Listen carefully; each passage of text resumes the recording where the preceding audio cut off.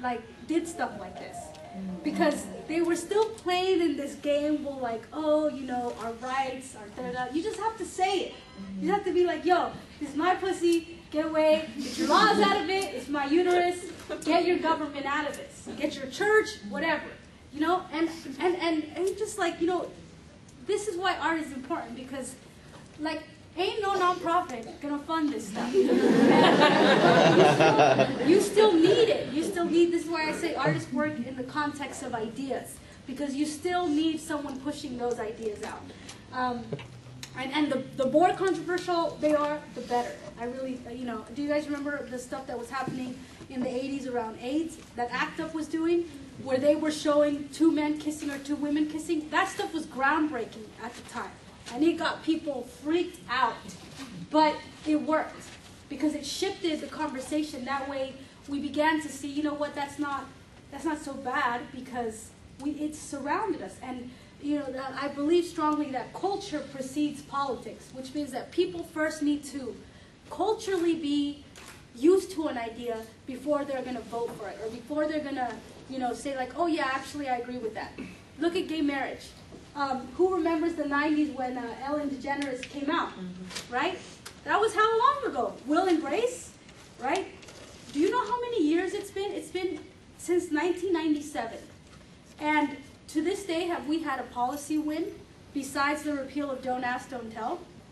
You haven't. However, if you poll most American voters, they are for gay marriage now. And that is because there's been a cultural shift happen in this country. And culture has been at the source of it. People coming out, people, you know, the parades, everything has built up to a point where people are just like, I accept it. Like, what's the big deal? You know? And I believe that we need to get to that space when it comes to abortion. I think that the code of silence, you know, 1 in 3 women in this country have an abortion, and you wouldn't think that. By the way politics is talked about, the silence is creating a stigma, a culture of stigma, that if a woman in high office comes out about her abortion, she is probably, they will get her out of office. They will destroy her career. And it shouldn't be like that, you know. And so you know, this piece I did, come out, share your story, break the silence. Harvey Milk said this so well, that we need to come out. We need to come out with our stories, because that's the only way that people are going to say, you know what, now that I hear it from you, I'm kind of changing my mind, you know. So the top says there is no shame in having an abortion. And so how do we move from a culture of shame and stigma, which is even among progressives? It's really among progressives. That's why there's a campaign actually called 1 in 3, which is encouraging women to come out about their stories. This is a piece that's in the show I did about International Women's Day. Again, I do a lot of things that are really about showing women as like badasses, you know, that like just, we have political power, don't mess with us, get out of our way kind of thing, because we are here and we're going to change culture, we're going to change the way laws are written, and really women of color, putting women of color front and center. So I'm going to start talking a little bit about immigration, because that's a lot of where my work is focused, and it's something I'm the most passionate about. So this piece, so first let's just do a quick history lesson. What was the year that the last time we had any kind of immigration reform that was for all ages? The last time that was? 1986, okay? That was about 25 years ago. And who passed that? Who signed the last amnesty bill? Reagan, okay? A Republican. Reagan. And if you would hear the debates from the 80s between Bush and Reagan, they were both arguing who was going to be more, you know, who was going to be better to migrants. It's kind of funny, actually, because if you look at how the party has shifted and how it's gone from a party that, Reagan, I gotta say though, Reagan was bad on so many things. He is like deplorable. I mean, he was doing stuff in Nicaragua. The stuff he's done, he's just bad. But I want to point out that he was the one who passed the last amnesty bill, just to show you that this is not an issue about the Democrats or the Republicans. And also that it's been 25 years. I mean, come on. We are now at a time of record-breaking deportations. We are hitting 1.5 million under the President Obama, And if he continues on this, he will have deported more people than all the presidents before 1997. So it's out of control. It is an extremely devastating time that we are in. In fact, by the time I finish this lecture, there will probably have been about 45 to 50 people deported. Okay, so it is that urgent. And if you ask, well, why are so many people getting deported? It's because of something called the Secure Communities Program. One of the main culprits. And what Secure Communities is that the president, prior to, when did he make it mandatory? 2010? 2013 will be mandatory for everybody. Okay, 2010 was implemented. And before, you had to sign on, right? So, you know, New Jersey, Illinois, California had to say, okay, I want to be part of this program. I want to access the ICE database. And what that means is that if you get pulled over for jaywalking and the cop says, show me your ID, and you say, I have no ID, he says, I got to take you in, I got to fingerprint you. Before Secure Communities, they could fingerprint you and they wouldn't know if you were undocumented or not, you know, because there was not a shared database. Then came ICE and they say, we're going to start a database and we're going to begin to share data so that police officers have access to ICE data, and that when you run your fingerprints, you will be able to tell if someone's undocumented or not. And if they are undocumented, we'll take it over from there. ICE will come in and we'll begin to deport them. ICE quotas are at about 400,000 a year. That means that ICE needs to deport a little over 400,000 people a year. And so much of the work that I do in migrant rights is really about informing people of why these policies exist and who's behind them. Because, you know, you could have a president that's saying, oh yeah, I love dreamers.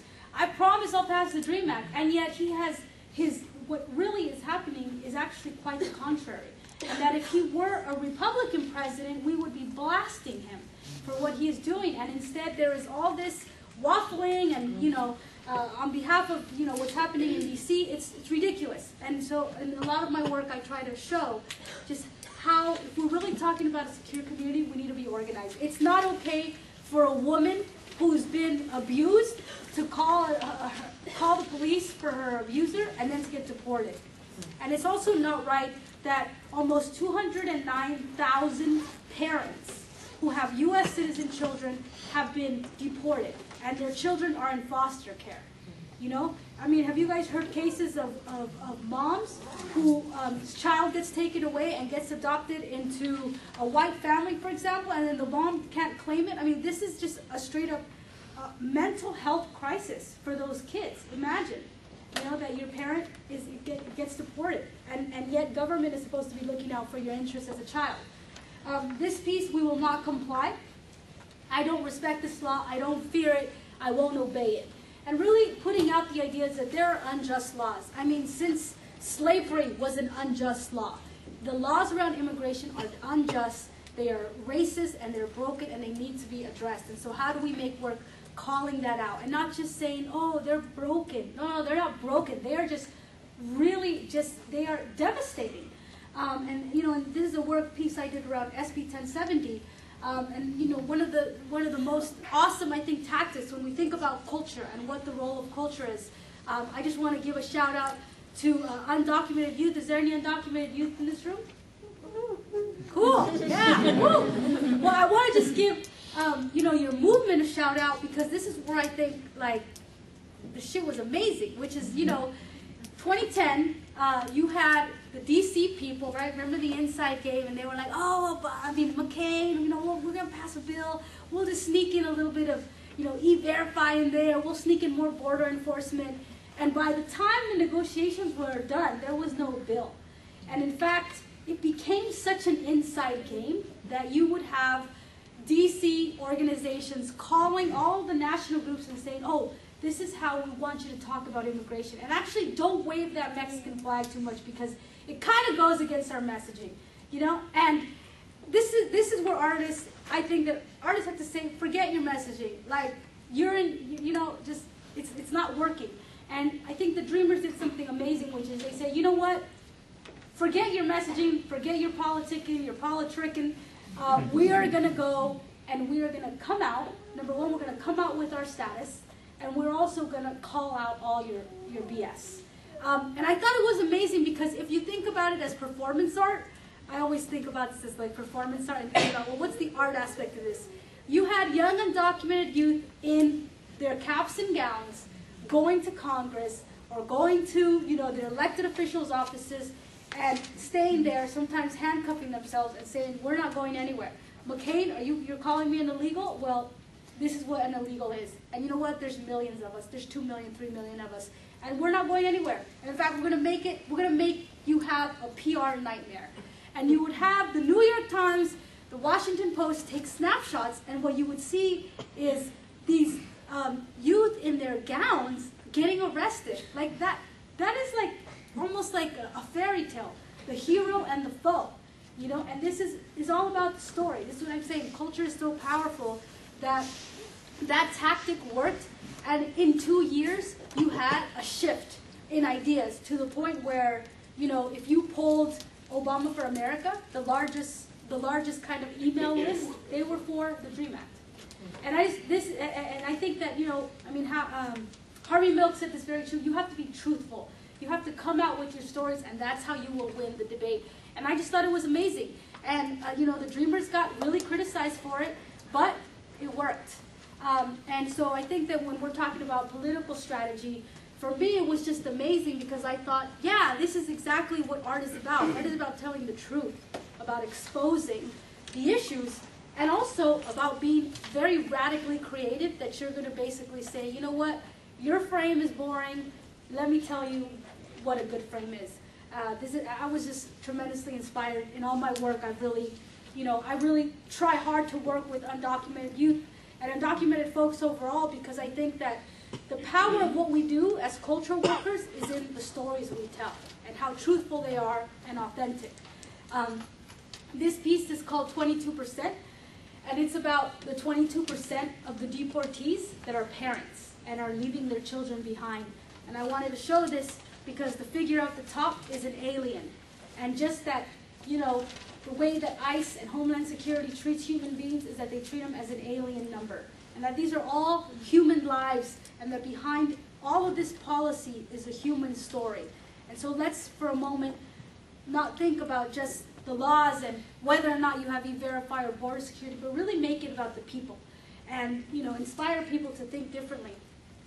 I want to show this butterfly because I think this is, when we're talking about ideas, this is a great metaphor for it. So monarch butterflies, what do?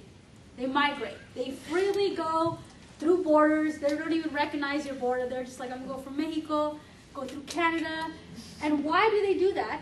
Because they need to survive. As a species, they need to survive, and it is instinctual for them to do what's in their best interest to survive. And that is exactly what human beings do. Human beings move because they need to survive, whether they're running from, abusive relationships, or whether it's a young person just trying to get a better education, or whether it's someone who's queer that's trying to escape political persecution, or it's just someone, you want to migrate from Oakland to New York. That's your right. It is our ability to become better people. And so if we can instead imagine migrants as butterflies and imagine that the migration story is actually a beautiful story, and that every mother that crosses with her family is a beautiful mother who wants to have her family survive. Like, why don't we see that? Instead, the anti-migrants have successfully framed it in criminalization. And they're winning the story. They are winning the narrative because they have said, criminals, illegal aliens, they're taking everything, and that's the frame. And so many of us believe it. But we're shifting to where we're saying, no, actually, we're not criminals. We're just like you. We're just trying to make a better life for ourselves. And that's the symbolism of the butterfly. There's a new series. Pharrell Williams just executive produced a short film documentary that I'm in, and it's called Migration is Beautiful, and it traces what is the butterfly. And I think that we have to really remember the humanity of what we're fighting for, and that we're fighting for children, we're fighting for all the young people, all of you, and then, as myself, as someone who was born here, for years my parents were undocumented, my family members, and it's just inhumane to stand by while you have these laws tearing people apart. And so the stuff that I'm working on is really looking how are we dignified? How do we get those messages out?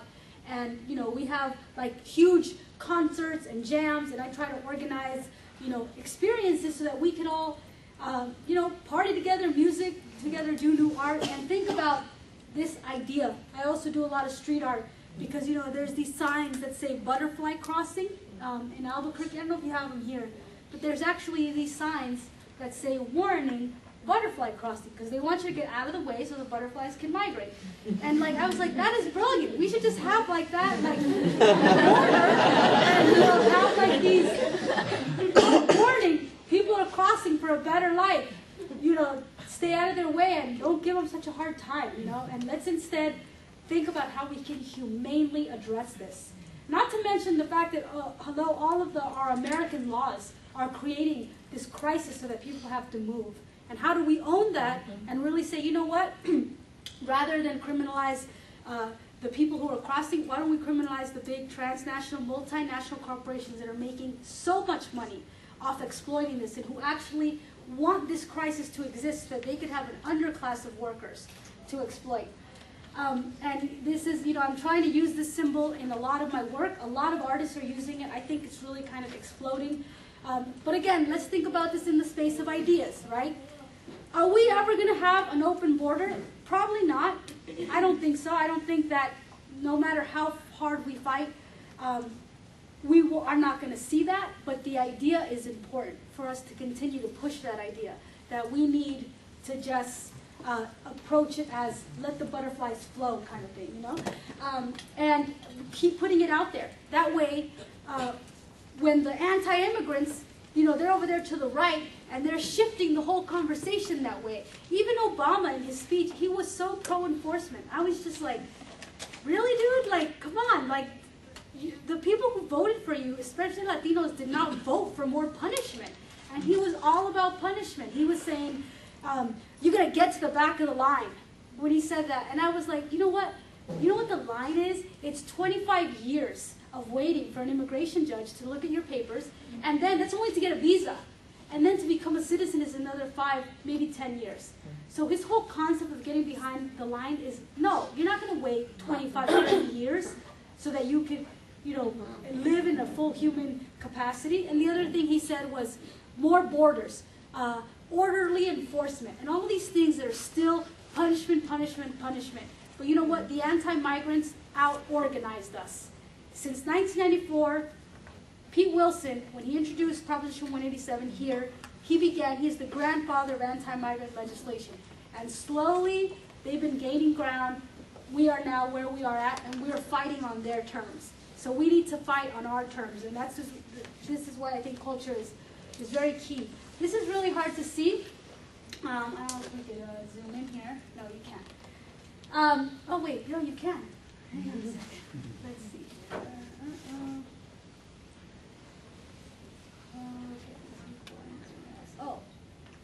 Oh, okay. Let's see. Oh, maybe there. Okay. So I work with a bunch of artists, and also thinking about how we can organize artists, because, you know, I know sometimes people, yeah, let's get them out to vote, or let's get, you know, people out to the polls, or let's get the organizers for this rally. But who's thinking about, you know what, let's organize the artists. How are we going to organize the musicians, the poets, the writers, so that we could all kind of have a united front? And finally, I'll close out with just some of my kind of abstract work. You know, I think that two things. So first, I look at so many things that really piss me off, and I'm just like, God, like, I'm so mad at the world that I have to step away sometimes and just be like, okay, I also want to look at the beauty of the world, and I want to like explore color and form. And sometimes people say, well, why are you doing abstract art? Shouldn't you just do political art? How is that helping our movement? And I have to say that we need to value artists in their full capacity, and we need to also understand that even though this may abstractly be about love, that is just as important. We don't need to always be looking at the political. We need to also look at like love and anger and just the human emotions. And that's what I try to do with my work that's more abstract, is just, you know, look at very basic things about humanity. And too bad you can't see this whole thing. Let's see. Okay, maybe this way.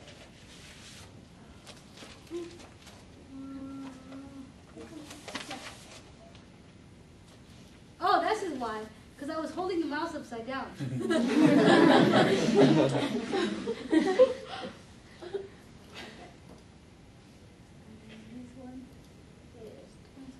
There we go. Okay. Let's see, maybe this guy. Okay, well, I don't know. But it says this piece, oh, here we go, less. Okay, this piece says you're already perfect. And I really especially want to say this to all you know, the women in the room, is that we get so many messages that we are not what the ideal image of beauty is in society. And honestly, that is because in order for you to be a good consumer, you have to feel bad about yourself. And if I want to sell you stuff, I need to make sure that you feel like you need it, you consume. And so I will tell you, you need this soap and this hairspray, and you need to eat this, and you need to do that, so that you don't feel good about yourself, and you're like, oh yeah, I need this stuff. I need to consume. Instead, I want to do this piece just saying you're already perfect. You know, that we don't need to buy into those messages. And in this piece, which says simplify, less is more, sleep, and kill your to-do list.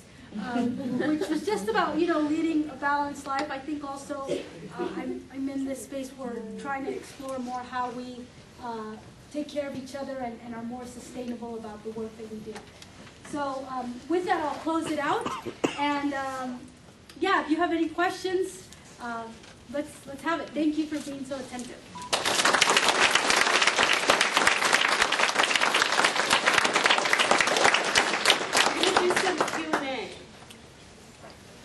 Very open to answering anything and everything. So you said you do print work, but it seems like most of the examples you showed were digital. Is there a reason why you have that preference? Oh no, a lot of these are prints. Okay. Yeah, they're line-up blocks or screen prints or digital prints or monotypes. So what is it? Well, then what is it that you like about using the more analog processes as opposed to doing more digital? Yeah, because I'm an artist, and I think that, you know, I think sometimes, like, the movement will tell me, I just need you to knock something out that I can share on my Facebook, you know? And I'm just like, no, but I'm an artist. I need to go through my process, and I also need to honor my craft. And I need the movement to be like, it's okay, honor your craft, work what you need to do, because we need you to be a really good artist. So I really try hard to like do things in analog, because I need to, you know, I mean, many of my mentors, you know, people like Malaquias Montoya or Esther Hernandez, they may not be here in 50 years, and I need to be able to pass on those traditions, printmaking traditions. I mean, screen printing was used in 1968 in the Paris Uprising with students. I mean, screen printing is like the radical medium. So is letter pressing. We need to like be able to really master those things so that we can pass them on. How did you start doing art? How did I start doing art? I've been doing art since I was really young. Actually, my friend Victor here, he remembers I used to design flyers. I just always have loved like the cut and paste thing. I mean, I was designing flyers when it was Xerox. You know? And I think though that in hindsight, I mean, my parents migrated here, so they didn't go to college, so they were like, math science, and I would be like, I kind of want to do art. They're like, math science, engineering, be a doctor, and so I never took art in high school. I just learned. A lot of it I learned on my own, or I would go to an after-school class here and there. But when I got to college, I was just like, by then I had been so groomed into math and science that it was kind of, you know, I was already I was 18 years old, and I was, at that point, you know, it would have taken me years to create an art portfolio to apply to art school. So I just decided to leave school and become an artist. But I had always really loved art. Like, it was just totally in me. I was winning like competitions as a child. I would be like on Canal 14 on Univision, winning like the drawing competitions. But my parents just didn't enable that pathway for me. And so now I actually really stress to all of you and to your parents, if you know people who are creative, like, we need more dancers, we need more theater people, we need more poets, we need more visual artists, and we need to stop seeing that as like a non-desirable career and really embrace it, because I think culture is where it's at. In fact, I'm really bummed out that I go to art schools and I meet 2 Latino students, and you know who's like working at like Nickelodeon, who's working at all these places that are making content for our kids. They're not people of color. So that's really sad, because all that content is what our children are going to absorb, and it's not, you know, it's not necessarily reflective of us. So I always knew, but it didn't, not until I kind of broke free of my parents' strict hold did I fully embrace it. Go ahead. Where are you going to speak next? Harvard.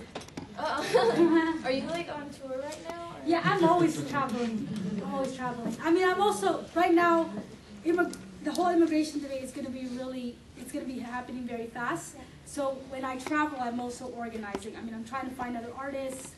I'm not just going to speak, I'm usually also trying to figure out how we can have like a national organized response. There's one from the Eastern Coachella Valley. Oh, cool. And it's very agricultural. And I worked very closely with Raíces Cultura, which is a grassroots program. And they did ask me to ask you to go talk to the high school students. Oh, okay. Okay. So my friend's from the Coachella Valley too, actually. Okay, well let's talk afterwards. Yeah. I appreciated that you opened up with the environmental artwork that you've made before, because I think that that's something that is really whitewashed, and like I've studied horticulture and sustainability and restoration, and it's like connecting with those folks, it's always usually white folks, and there's like a lack of basic like understanding, like I'm undocumented, and it's like hard to have that basis. But then like I go home or go with the homies with like this they're like, I'm muy sustainable, muy orgánica, es una burla, you know, like they like laugh it off because it's a white thing. So it's like hard to like synthesize it into like, I don't know. I just want to know if you have any more like advice on how to like. No, yeah. I mean, bring it together. if you really think about it, a lot of the migration is because of food. Like, we are in demand because of the